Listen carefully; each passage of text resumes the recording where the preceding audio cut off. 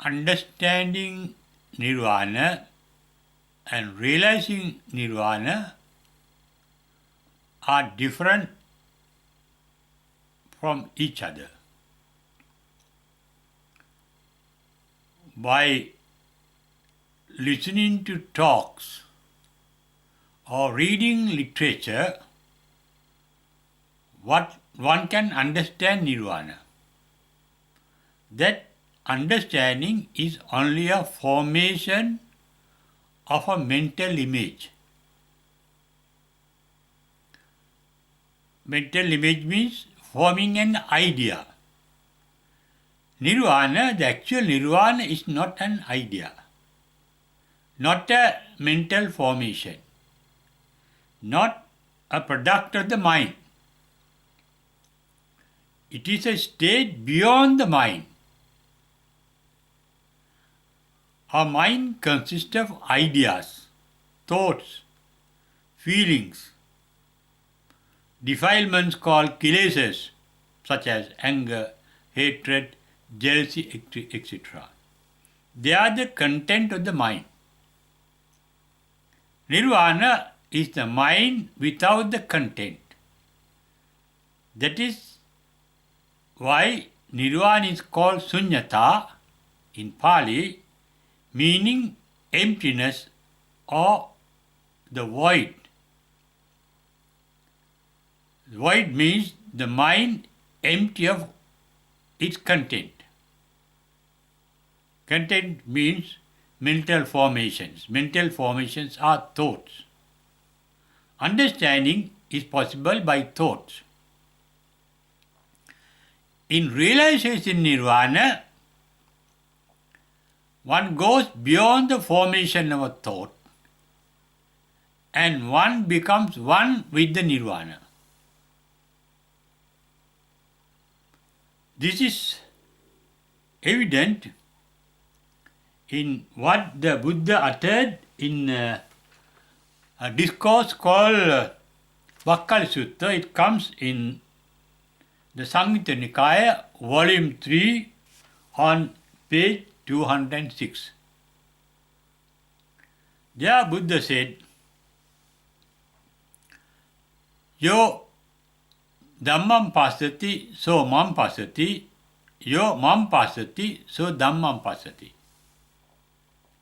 It means one sees me can see nirvana and one sees nirvana only can see me.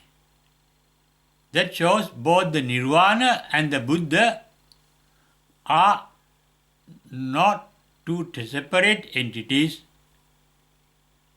They are one entity and they are the two sides of one entity.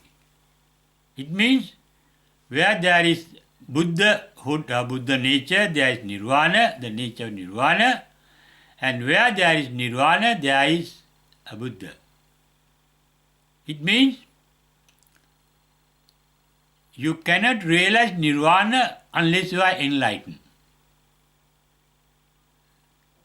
It is by enlightenment one can realize the supreme bliss of nirvana. And that bliss, that nirvana, that state of mind is nowhere else but within one's own mind. A mind free from all its content, free of thinking, free of the formation of mental images called thoughts. That is what is said at the end of the Karanami Sutra, Dittincha Anupagamma Silava Dasanena Sampanno, with regard to the realization of nirvana. Seeing free from prejudices. Dasanena Sampanno means seeing. Dittincha Anupagamma means free from prejudices. Prejudices are ideas. Ideas already formed in the mind are called prejudices. And all our new ideas are based on our prejudices until we are enlightened. Because we think in terms of our past experiences. The ideas we have already formed in the past through our past experiences. Our mind is the container of all our, it is really the brain, container of all our ideas in the form of memories that we have inherited from our past. When that content is not filling the mind, when the mind is empty of its content, then what remains is nothing but the nirvana, the sunyata, the emptiness. When one says one realizes nirvana, although as a form of expression we say one sees nirvana or one experiences nirvana, there is nobody to experience nirvana when the nirvana is experienced. There can be only experiencing, even that formation of word is not carrying the correct meaning of what gets manifested at the enlightenment. Because nirvana is not doing anything. It is nothing that is born in the. It is nothing that is composed of out of things that are already in existence. It is not an event. We are already in nirvana. Nirvana is the eternal truth. And that eternity is in the moment. We may call it the eternity of the moment. In that eternity of the moment, there is no time. Time duration, when we say. The present moment is free from time duration. But it is alive. That is the only alive moment. It is only a meeting point of the dead past and the unborn future. Though the past and the future appear to be real, they are actually not real. Memories are not actual realities. Dreams about the future are not actual realities, though they appear to be real. Only reality is the present moment that we cannot touch. As soon as we try to touch it, grasp it, it is gone. Every present moment is ephemeral. Shana Bangura. Born instantly, dying instantly. They are together. Plus 1 and minus 1 means 0. And that is the state of nirvana in the present moment. And in this present moment, one can be said to be enlightened, but that is also wrong formation of words, and we don't have any other word to denote or to express what the real enlightenment is. Enlightenment means realization of nirvana. Here and now. Here and now means in Pali, one can see nirvana here, ehipassiko. One can see nirvana now, sanditiko. And it is called akaliko, timeless. It is beyond the time dimension. Because it is the only reality that is born to die instantly. That is a meeting point of the birth and the death, cancelling each other, nullifying each other, plus and minus nullifying each other. And that is the nothingness, the zero. plus 1 minus 1 means 0. That 0 is the voidness or sunyata called nirvana that can be realized not by oneself. Nirvana is realized only when there is nobody to realize it. That is what Reverend Buddha Goswami have said. Atti nibbhuti na nibbhuto. There is nirvana, but there is nobody who has attained nirvana. It is soulless, selfless. As long as there is a self, there is no realization nirvana. Self is made of illusions. Illusions of memories, the past memories. It is the knowledge about our past that forms the idea of a self, which has no actual real existence other than an idea. That idea vanishes on the first stage to nirvana, called sotapanna in Pali. The first step, the first direct steps towards nirvana. Because after that, one is without any failure can realize nirvana. Within 8 births, without going to the 8th one. Nate bhavang attamang adyanti, as said in the Ratana Sutta. That is why Buddha Goswami, Reverend Buddha Goswami said, Maggamatti gamiko navijjati. The real journey to nirvana, enlightenment, starts at the sotapanna stage, and thereafter there is nobody traveling the path nirvana. Because at the stage called sotapanna, the idea of a self, myself, I, vanishes completely. By self-realization. Self-realization means realization of oneself. What one called myself is only an illusion. One realizes that. And when one thinks, I am doing that, I am doing this, we are not doing anything. Thoughts, they appear and disappear. Breathing, it happens automatically. But blood circulation happens automatically. Beating of the heart happens automatically.